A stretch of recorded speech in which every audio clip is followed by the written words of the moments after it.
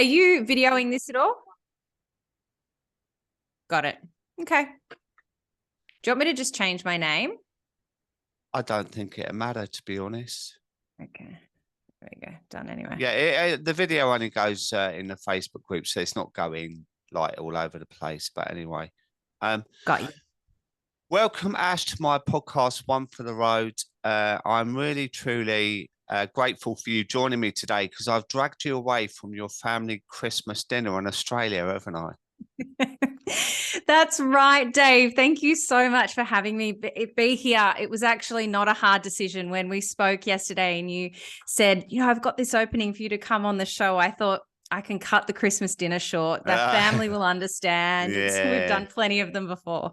Well, do you know what? I know this episode's going to be aired out right at the beginning of dry January. And not only is your story really, really powerful, I listened to it and it blew me away how amazing you are and strong you are.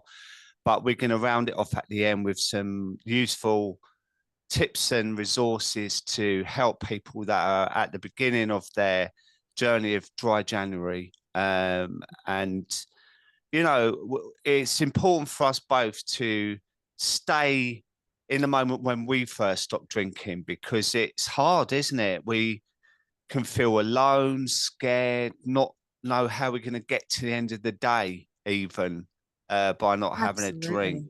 So I think this is an important episode. So, Ash, I know your story is very, very powerful. Would you like to tell the listeners from the beginning how it all started? Yeah, absolutely. I certainly can. So, look, when I look back at my story and how it all began, I grew up in an alcoholic home. My father is an alcoholic and my mother is the daughter of an alcoholic. She grew up in a very violent environment and my dad was one of 10 children.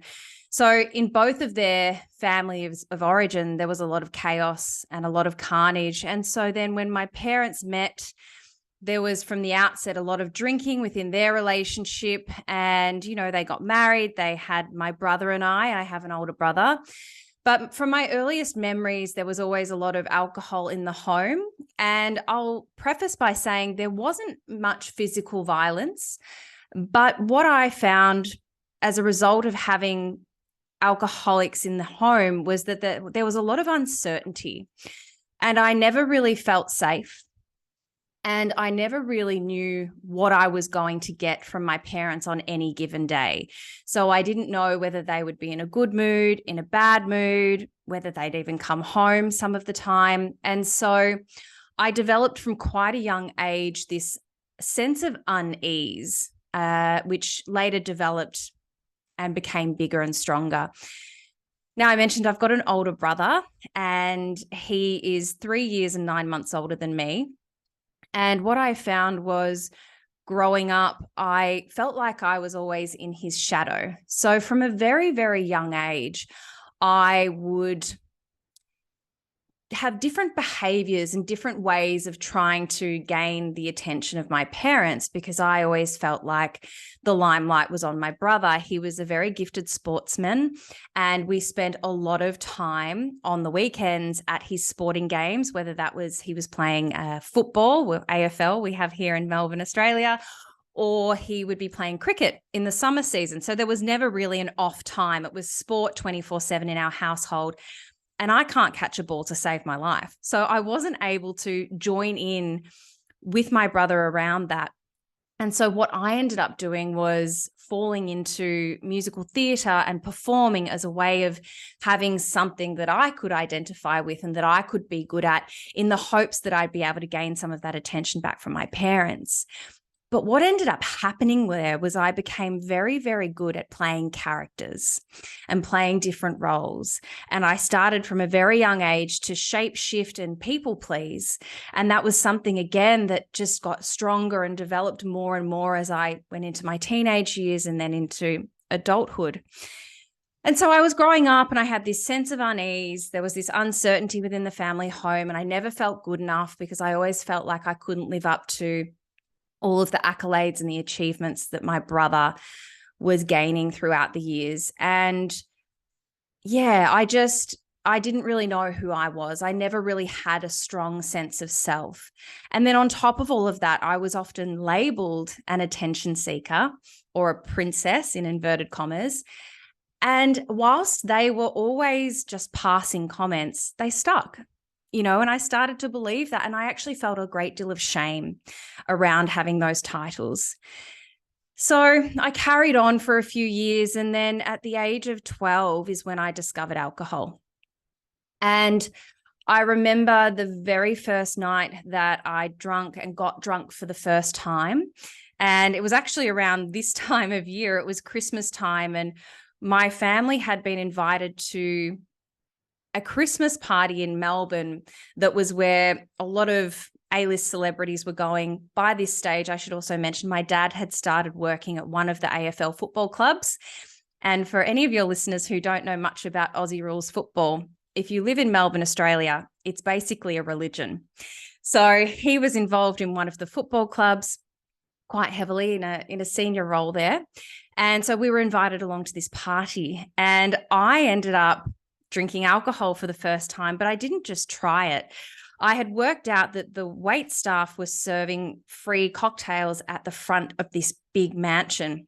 And so my friend and I would go through the front, get the drinks, and then run through the back of the house and then circle back around and go again and again and again.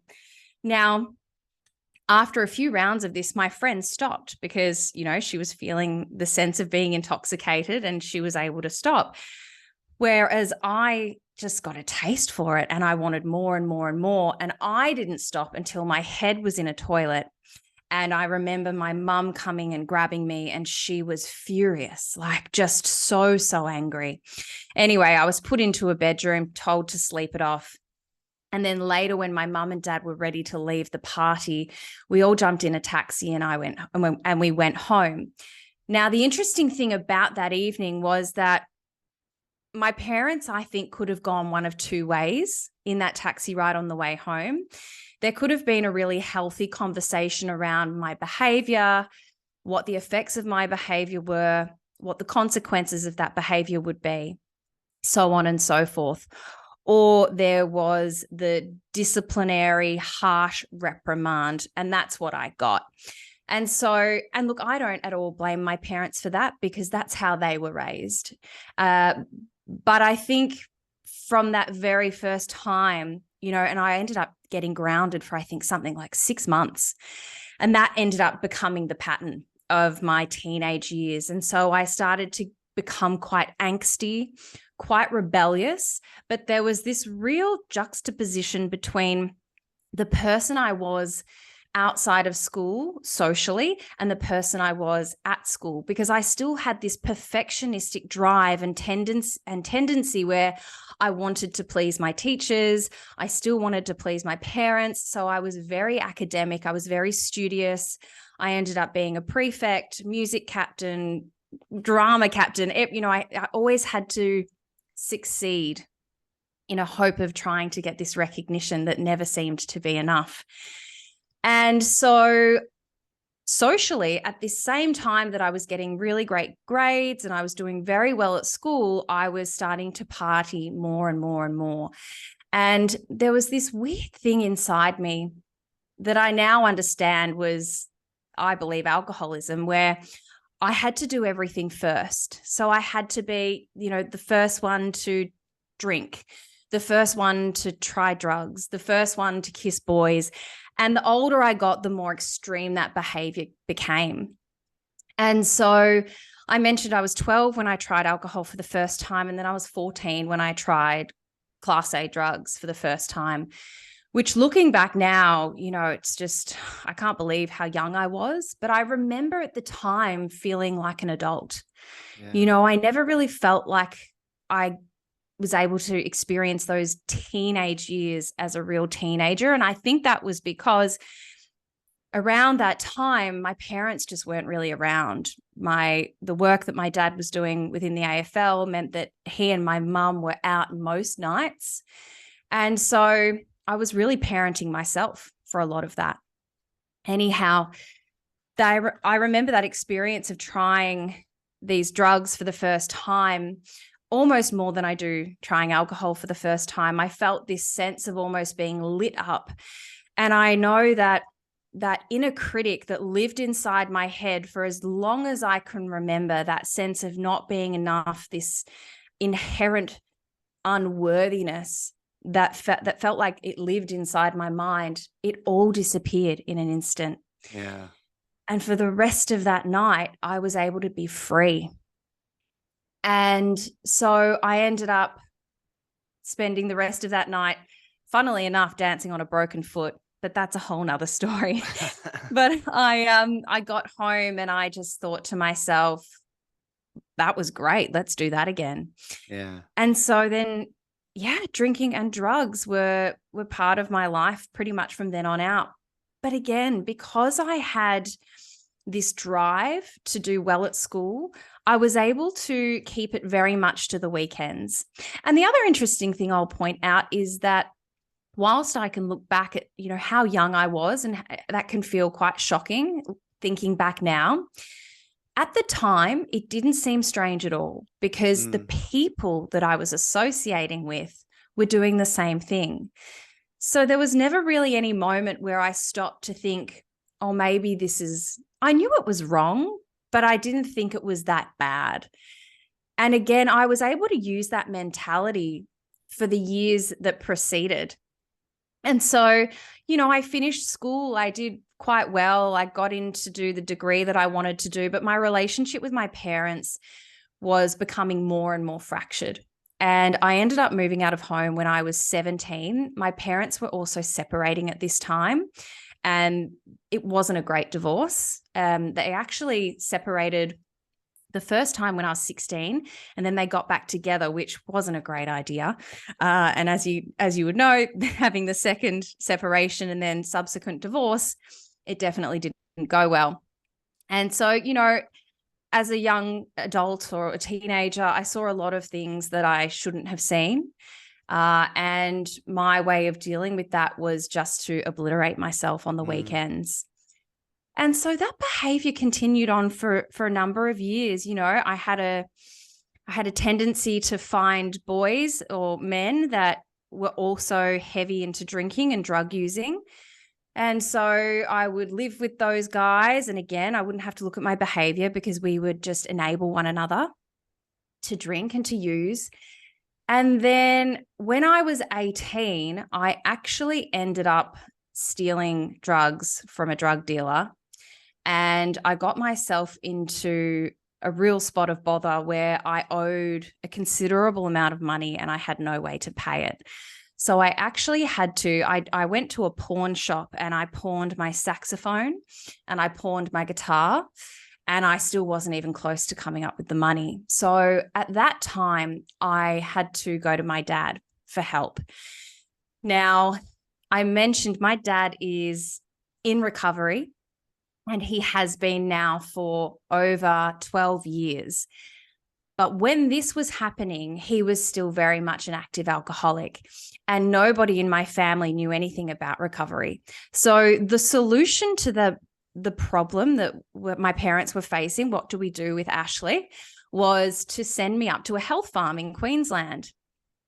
Now, if you understand the disease of alcoholism, you'll understand that it's all good and well to detox and to dry out. But if you don't understand what's really going on within your mind, if you don't start doing the deep work to really shift what's going on, then it's very likely that you'll pick up a drink again. And that's exactly what happened. I actually was drinking and using the night I got home after being away for, I believe it was around 7 days.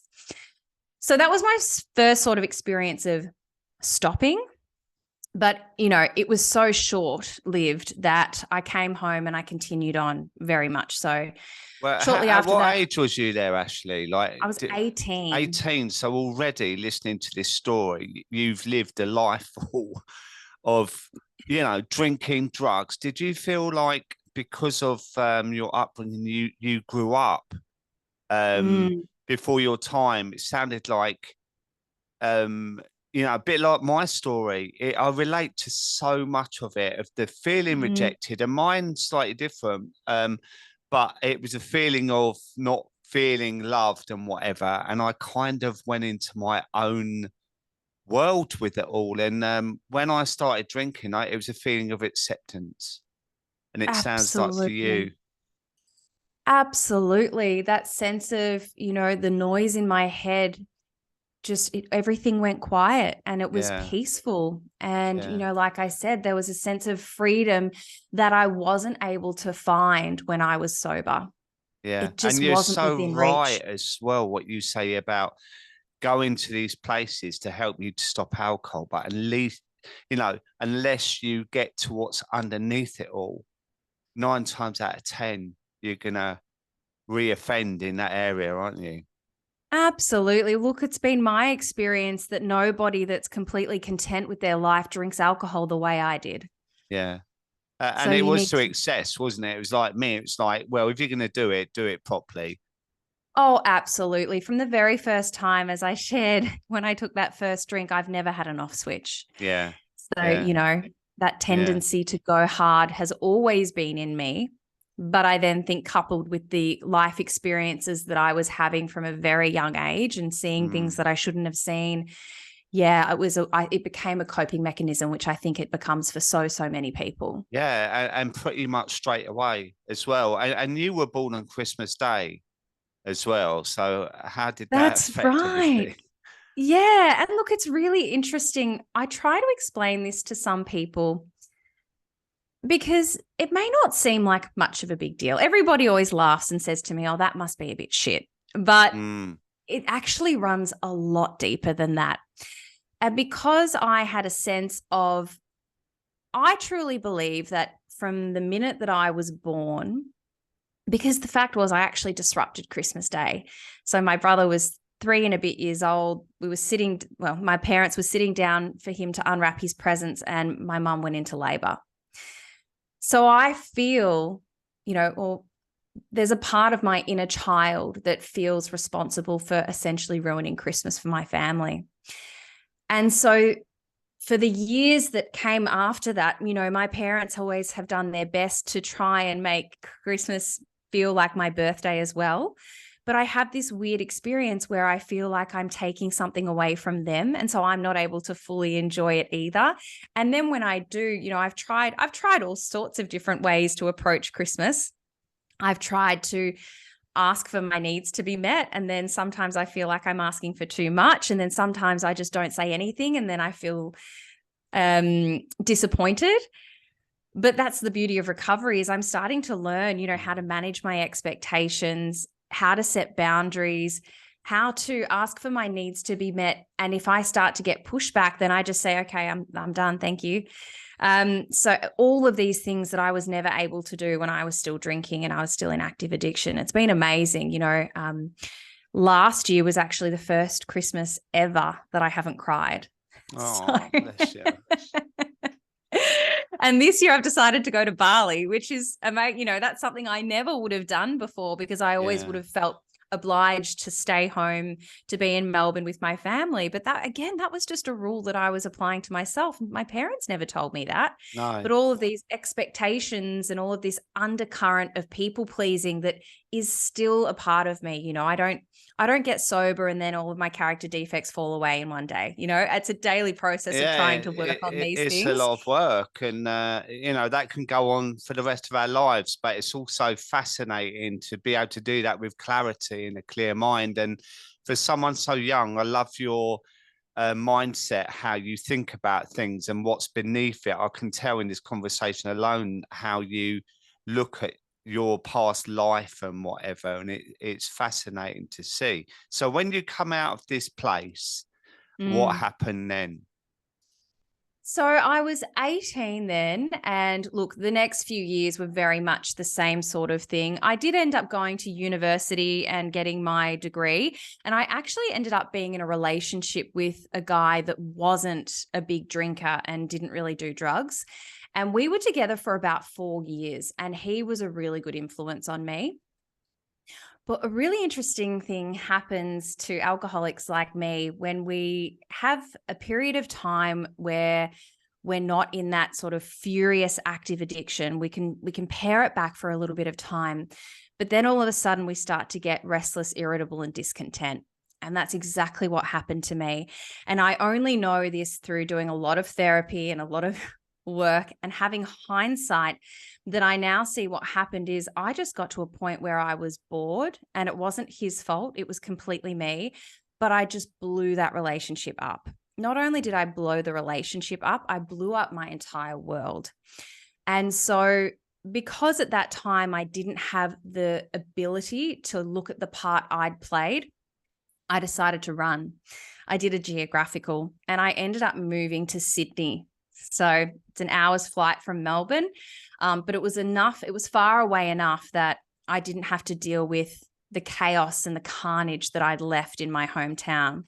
So I moved up to Sydney, and that's really where my drinking and using actually really took off, because all of a sudden I was able to behave and do exactly what I wanted to do. And I didn't have any immediate family or close friends being able to watch over me, look over my shoulder, or know what I was doing. I was able to hide. And, already I'd had all these years of wearing different masks. So it was the perfect place to go for my addiction, that is. Within a year of being there, I ended up meeting the man that I would later marry. And, we just met a random night down in Bondi Beach, and we hit it off, and we bonded over trauma. He had lost his dad a couple of years earlier. And I remember the first night we ended up getting together. It was a lot of drinking and drugs. And, we just sat there and spoke to each other for hours and hours and hours. And we formed a bond. We later fell in love. And for a time, we were really, really happy. We were ticking all of life's boxes. We bought a house together. We invested in a business together. He then proposed. And, it seemed like everything was, even though I was drinking probably by this stage, it was probably maybe 4 times a week. And I would say 90% of the time I was drinking, cocaine would also be involved. But I was still showing up for work. I was still tending to my responsibilities, and everything on the outside looked exactly as it should. So nobody was really all that worried, and there were no sort of concerns being raised, but I knew that I wasn't okay. So this continued on, and there was an incident that occurred that I'll share with you now. And the reason it was highly traumatic, but it was also the sliding doors moment where I became a daily drinker. And so what happened was Max, which is the man that I married, Max and I were down in Melbourne at a wedding, and his brother, who lived with us in Sydney, he hadn't showed up for work that morning, that Saturday morning. And Max got a phone call, and we told the friend just to go to our apartment in Bondi and just to jump over the balcony and just to check if Dan was okay.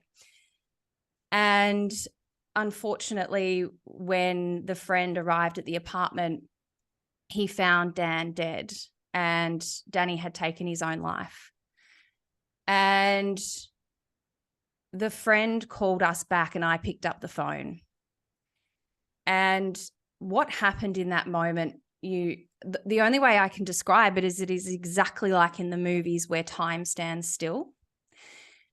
And it felt like everything was moving in slow motion. And as I handed the phone over to my fiance at the time, and I saw him drop to his knees, there was this wash over me where I knew that my life was never going to be the same. I already knew that both Max and I didn't handle trauma in a functional, healthy manner. I knew that because we'd both shown each other that along the years that we'd been together. And knowing just how close Dan and Max were, I didn't know how my fiance was going to get through this. The other part of the story is that 2 weeks later, we were due to get married.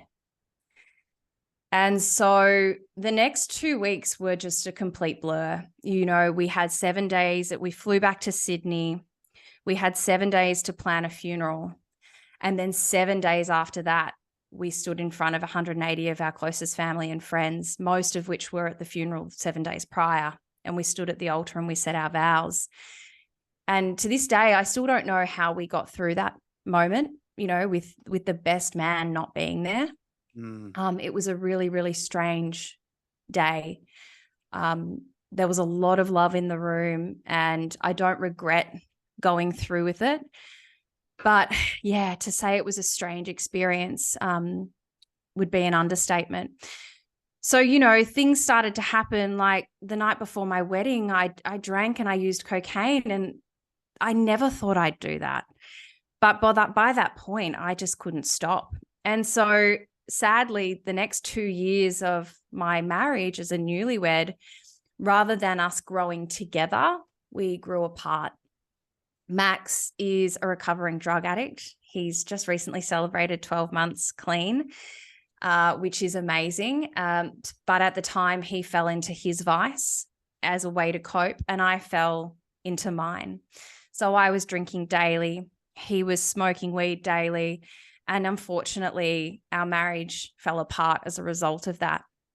And so at the start of 2020, we had been to the States. We were actually skiing in Jackson, Wyoming.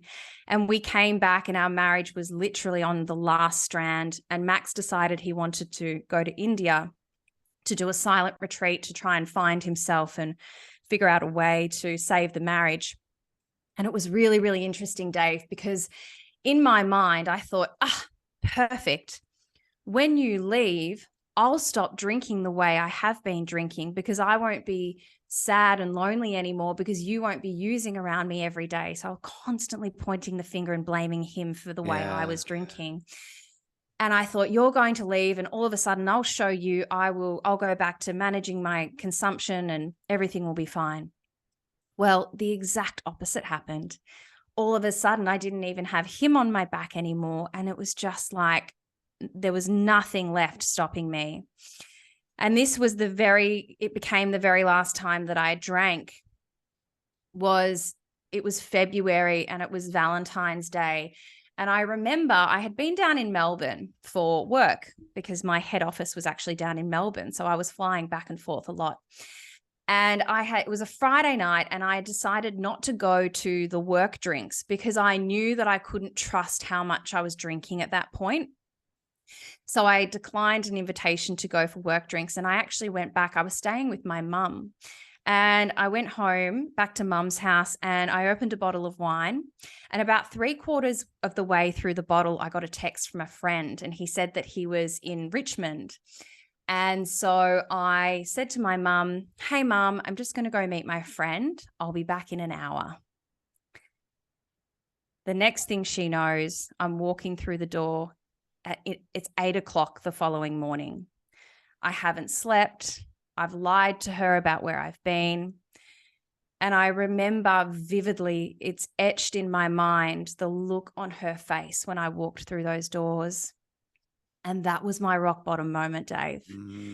You know, it wasn't that I had drunk more or used more than any other time before. It wasn't that. It was the look of pain and disappointment on her face. And I thought to myself, I can't keep doing this.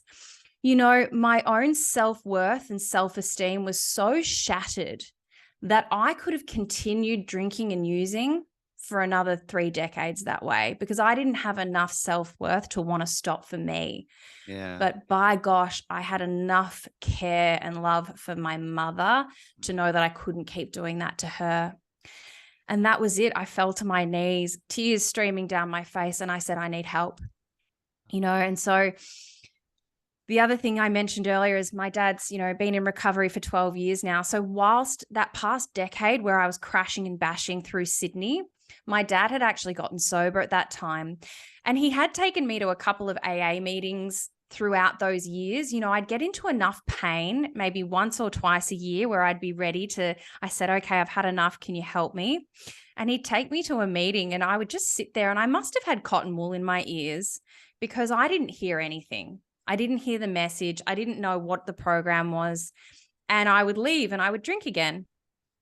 And anyhow, going back to the moment I fell to my knees, my mum called my dad, who just lives around the corner. And then the three of us were there. I remember we all sat out the back chain smoking, tears streaming down my face. And we called a rehab up in Sydney.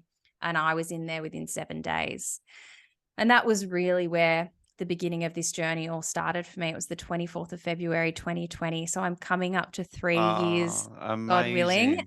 Amazing. Amazing. And And do you know what? It's important to say that when you mentioned that you were in the AA and it's like you didn't hear it, you probably didn't want to hear it then, you know? you're exactly right. I truly believe that we need to reach a point of complete desperation to be willing to do what's required to get sober, because it is certainly not the easier, softer way.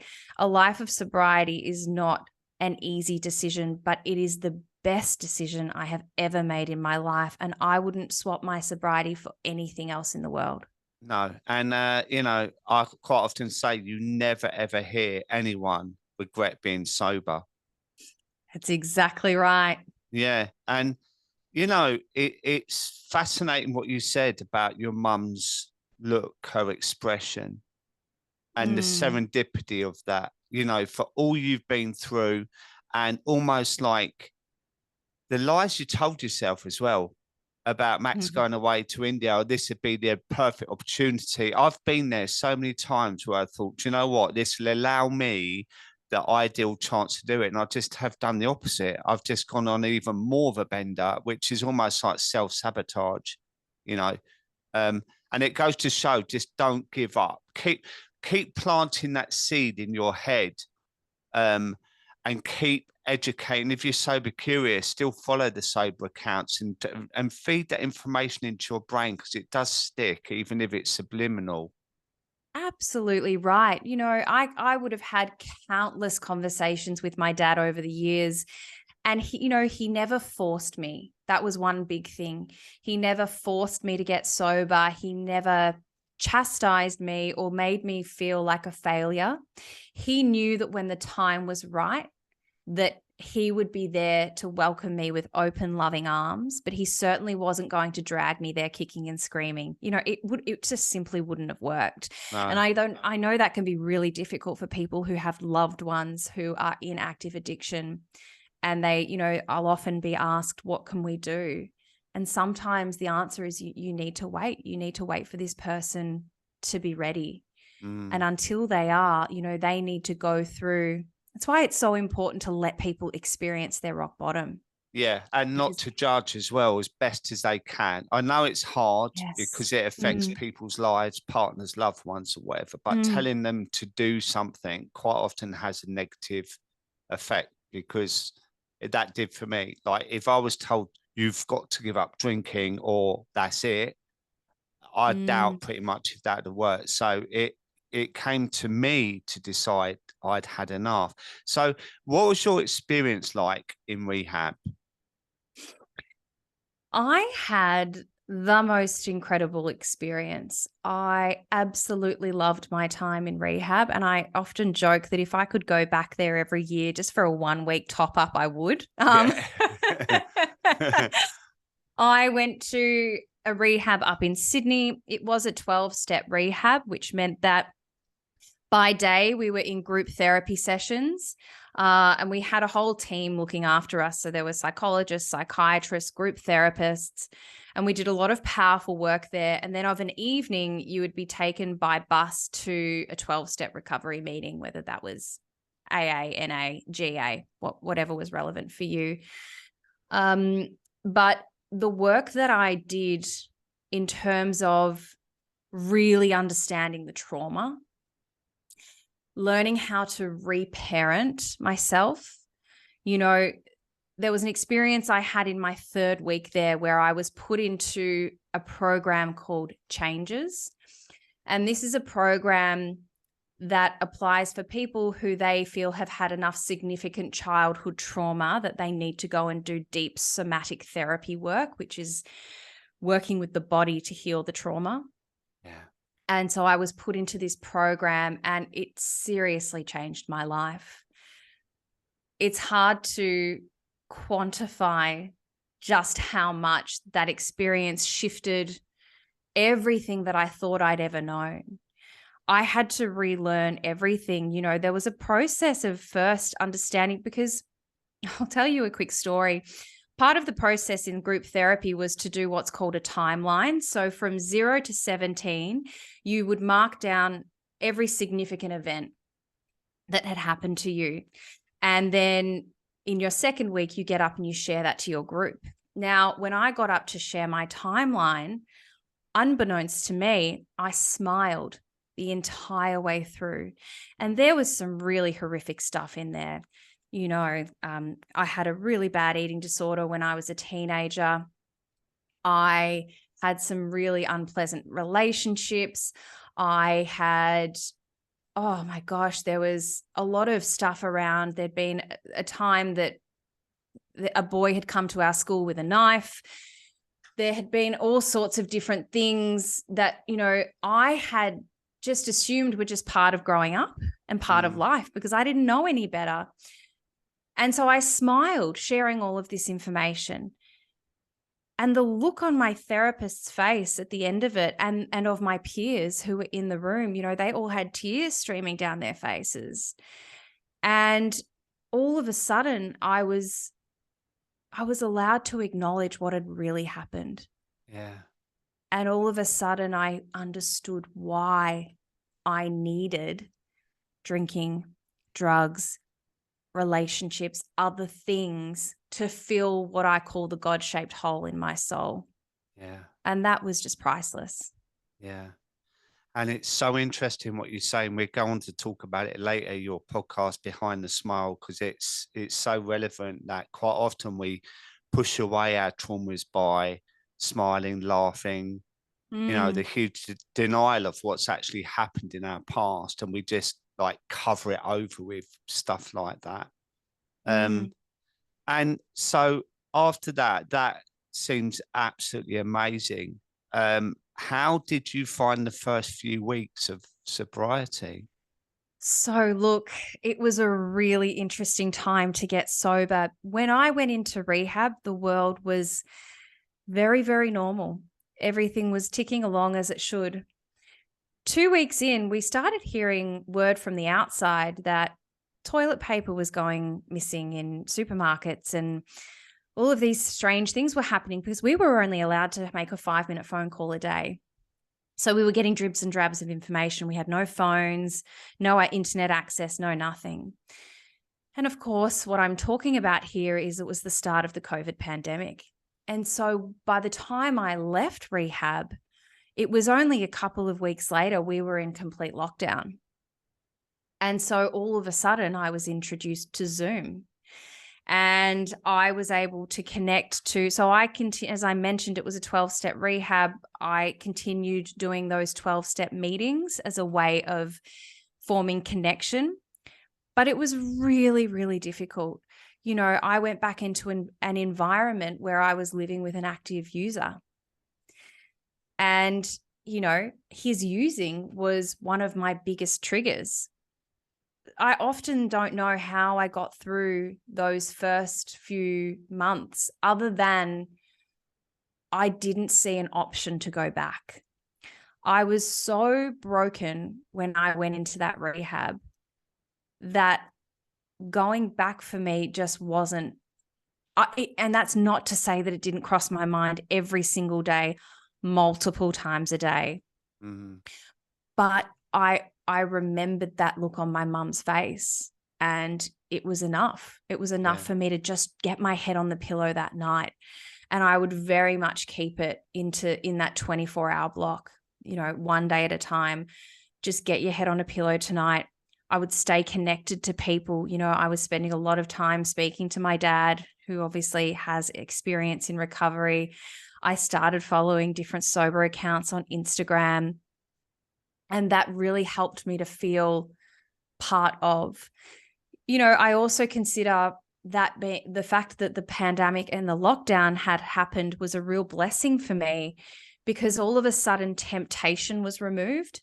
So as long as I didn't have alcohol in the house, which wasn't an issue because my partner preferred to smoke weed anyway, it was, as long as there wasn't alcohol in the house, then I didn't have to think about it, because my biggest fear was, how am I ever going to go to a wedding again and not drink?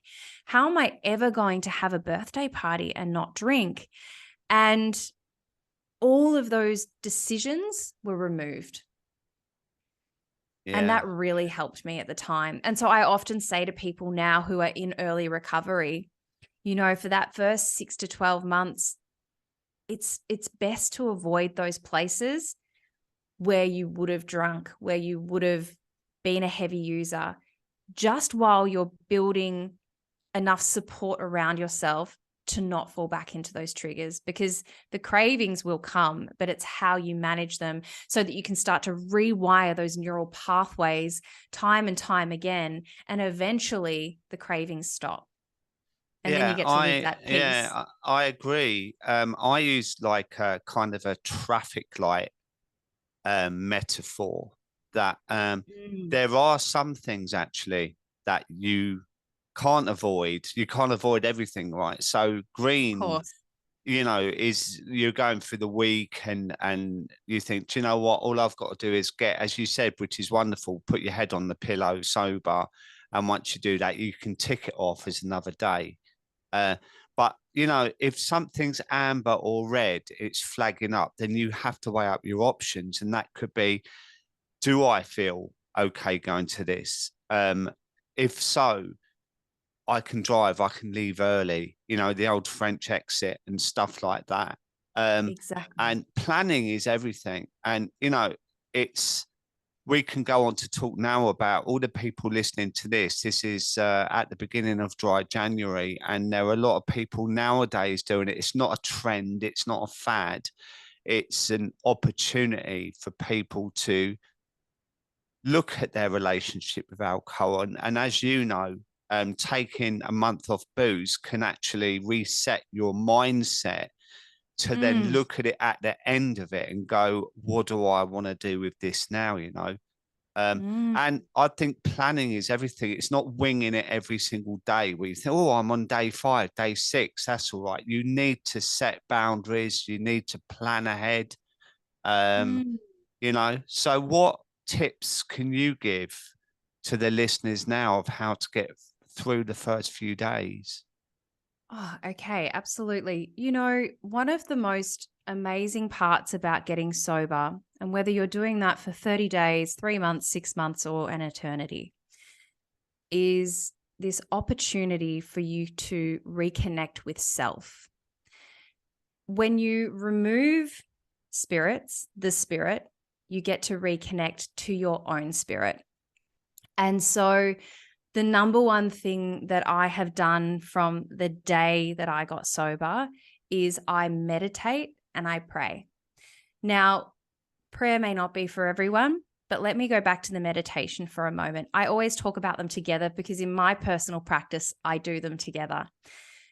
But meditation doesn't have to be sitting in a lotus position on a cushion for 20 minutes in complete silence. It simply doesn't. If you want to start meditating, but you don't know how, it might be that you just start to practice mindfulness. And that could simply be that when you step into the shower in the morning, you pay attention to the sensation of every single bead of water as it runs down your skin. And you really start to tune in. And the more that you can start to tune in and quiet the mind, then you can start to connect to this inner knowing. And I have found that over time, this relationship with self, the longer I've stayed sober and the more that I've meditated, that relationship with self has started to blossom. And I've actually started to live in alignment with the person that I'm meant to be, rather than the person I thought I was going to be or that I needed to be. Dave, I'll tell you something. I'm turning 35 this Christmas Day. And I don't have any of the things on paper that I thought I needed at this age to be okay. I don't have a husband. I don't own a home. I don't have children. And if you had told me that at 21, like I probably would have ended it there, because I just couldn't have imagined or fathomed how I could possibly be happy. And yet I can hand on heart tell you that I am the happiest woman I have ever been in my life. And it's not only from being sober, that is absolutely the number one reason, but it's all of these gifts that have come from being sober. And that number one is absolutely that connection to self, being able to live authentically. And then the different people that come into your life as a result of that is incredible. But meditation is an absolute starting point. So if that's something that feels really scary for you, like I said, you can just try practicing a couple of minutes in the shower. There's some brilliant apps. I still use the apps. I've done a Vedic meditation course, and I do silent meditation as well. But sometimes my head is all over the shop, actually more often than not. And so when I sit down to meditate, I find that a guided meditation can be really, really helpful. But just learning to create that time for yourself to come into self over time, the benefits just get greater Yeah, and greater. I so hear you. And because I went to a retreat, I was 3 weeks sober, and we was in this circle, and there was the main guy there who looked like he'd been meditating for 80 years. He was in that position, right? And I sat round and I opened one eye because I couldn't connect with myself, and everyone was lost, and I thought, I just can't do meditation, right? Mm, But you're so right. It's what that means to us. Is what does that mean? And it could be sitting in your chair with your feet firmly on the ground, yes. peace and quiet, um, and just having a couple of minutes of mindfulness to connect with yourself. And let's face it, with alcohol, we use that to turn the noise down. But with Mm, grounding, centering, meditating, breath work, you can use that to turn the volume down as well. And what I love as well about what you said is the mask that we've worn all our lives to people please, right? When you take that mask off and you're there with yourself, your inner child, the vulnerable child that was using alcohol as a coping mechanism to get through life, we mm, owe it to ourselves to give some love back, and you can only do that by taking that toxic drug out, right? mm, Uh, mm. and that's what I found with myself. It's like using things to quieten the noise down in an authentic way. And I never thought I would ever say things like that, because I've bundled my way through life. I come from Croydon, as everyone knows, and I sound like a market boy. But, I'm 58, covered in tattoos, head to foot and that. But when you described that, then I actually had goosebumps because I totally got you when you said Mm, about connecting with your true self, because that is what has kept me sober. Um, mm. Thank you for sharing that. Honestly, that was powerful. Um, Absolutely. and there are going to be people here that are going to be thinking, okay, so how do I get through tonight without drinking? And I quite often say about opening hours, where you might have a particular time that you start drinking, be it 5, 6 o'clock in the evening. You might have finished work and you're driving home, and you get that dopamine hit of, I can have a drink soon, and immediately you feel happy. It's a reward. Good day, bad day, any day. Mm, um, and then you might nip in the shop and buy the wine and then go home. The first thing you do is open the wine, pour a big glass, gollop it down, and you say, yeah. And then when you remove that, it's like, oh my God, what am I going to do now? And one of the biggest things I say is, don't be a victim, because this is mm, all good. Like, all what you're doing now is all good for your physical and mental health. Give yourself the opportunity to have a month off. But to fill that void, you need to plan, right? You need mm, to make plans. So you need to organize, revisit your hobbies. And I quite often say, do you know what? It's okay, whether you're single, married, or whatnot, to have a shower and go to bed. Because if you never drank in bed, that's like a safety. place for you, you know, and you can Yeah. still watch your Netflix or your box sets, or you can still listen to mindful podcasts, or you know, you can do whatever you like, but just remove yourself from the association of your daily habits. Do you agree with that? Abs- I completely agree with that. I think it's really important we remove alcohol, but you do need to replace it with other things to an extent. And I'll come back to why it's also good to learn how to sit with self in a moment. But in those very early days where you feel like there are ants crawling all over your skin and you just want to be able to peel your skin off to get out of your body, that's what I felt like in early recovery. Have things that you can do. And I love what you said about planning, because if you don't have a plan in place, then the voice which has told you that one drink won't hurt or one drink doesn't matter, this time it'll be different. I can tell you right now that voice is powerful and that voice is strong. You need to have a defense against that voice. So that's the reason why 12-step fellowships are so popular, because you can get up and you can go to a meeting. If that's not your jam, call people and organize to go for a walk, go to the gym. You know, I went and retrained and became a yoga teacher in my second year of sobriety. All of these things and again, you'll start to discover all of these things about yourself that you didn't even know you liked. Maybe you'll become an incredible chef or pastry chef or cook, or who knows? There's all these different things. Like you said, you can revisit your hobbies. But, you know, just physical exercise is one thing that by moving your body, not only are you removing yourself from the temptation to want to drink, but then you're also getting those endorphins and that dopamine hit from a natural source. You know, of course, you can over exercise as well. We can do anything to extremes, but it's a healthier way of Mm, getting that same feeling.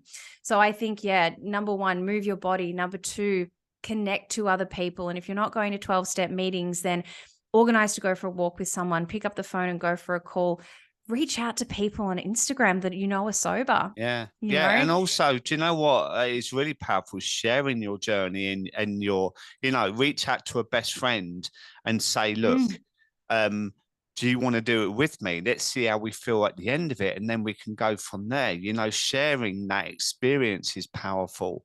Um, and you know, like I spent so many decades looking at the floor. And mm, when you stop drinking, it frees all that volume in your head of shall I, shan't I? You know, if mm, you make it non-negotiable, you say, look, I am not drinking for the whole of this month, right? Then all of a sudden, you've got all this freedom in your mind where you're not overthinking about 2 o'clock, oh, shall I, shan't I, and whatever, right? mm, So, as I said initially, don't be a victim, embrace mm, it, take that control back from that inner voice, which is the mm, devil on the shoulder, going, mm, come on, you're right. There's nothing wrong with you. You haven't got a problem. You know it's rubbish because you wouldn't be doing it in the first place, right? So you have to knock it off your shoulder and you go, look, I am bored of your voice. You are really grating on me now. I'm going to do this whether you like it or not, you know, and mm, take back that control. And it's so, so powerful to do that because, to be honest, most of the time we feel like the voice has control of our entire life. It dominates you from the minute you wake up. Oh, I'm mm, not drinking ever again. To mm.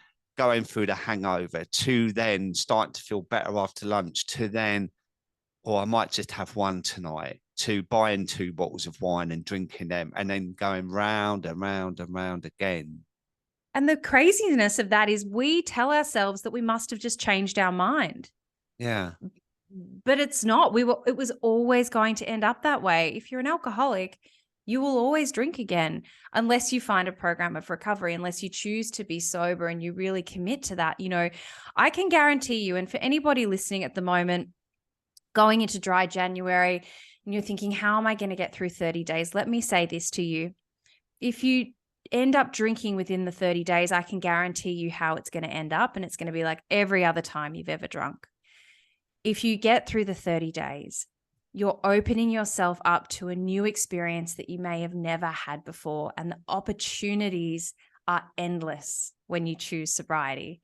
So just give it a shot. You've got Yeah, nothing to lose. 100%. And it's important to say as well that if you do drink in those 30 days, Hmm, reset and of start again, course. right? It's not over and done with, and you're not a failure. It's just No. a slip, right? And you can learn from that experience, think, okay, why did I drink?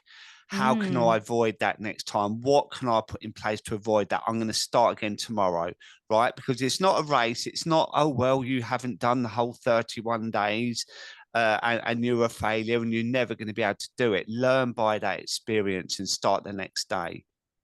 exactly right. And, just going back to when I was talking about you putting the different plans in place, like we were discussing, the other thing that I'll share is that if you have drunk for a number of years, then you will be programmed to want to drink on any sort of feeling, whether that be boredom, discomfort, pain, grief, happiness. Generally, we get a feeling and then we drink on it, or we do something else to numb that feeling.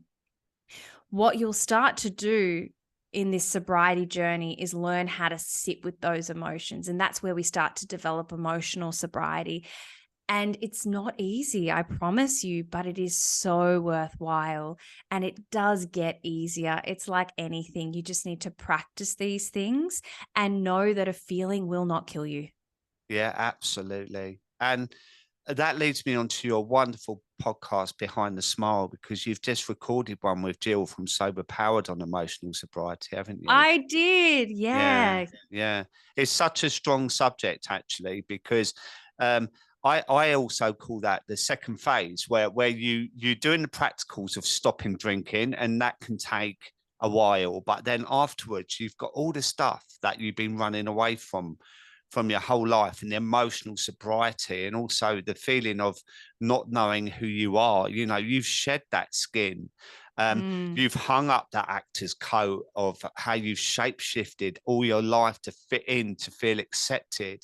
And all of a sudden, you're you, and you think, oh, I've got all these feelings coming up and I'm not sure what to do next. And emotional sobriety is such a fascinating subject. And, you're coming up to 3 years of sobriety, and that is fantastic. Your story is incredible. And I'm so grateful. We got so much in common, as well. I do It's feel like amazing. I've known you for years. And the other Yeah, thing is as well, likewise. like when this podcast comes out, I'm on yours in about 4 or 5 days Yeah. after this. So that's brilliant as well. It's perfect timing. It is. So thank you so much for joining me and sharing your incredibly powerful story. You should feel so proud of yourself, Ash. Honestly, you've done so much in your life, and to be 35 at Christmas, happy birthday, by the way, um, Thank you. is incredible how you've turned your life out, and you're a real ambassador for sobriety. Because anyone listening to this would be, wow, what a woman. So, thank you so much for joining me. Oh, thank you, Dave. It's been an absolute honor to join you on your podcast. And I am such a big fan of everything you do within the sober space. So thank you for having me. Bless you. All right, have a wonderful year, and no doubt we'll speak soon. Look forward to it. Bye. Bye.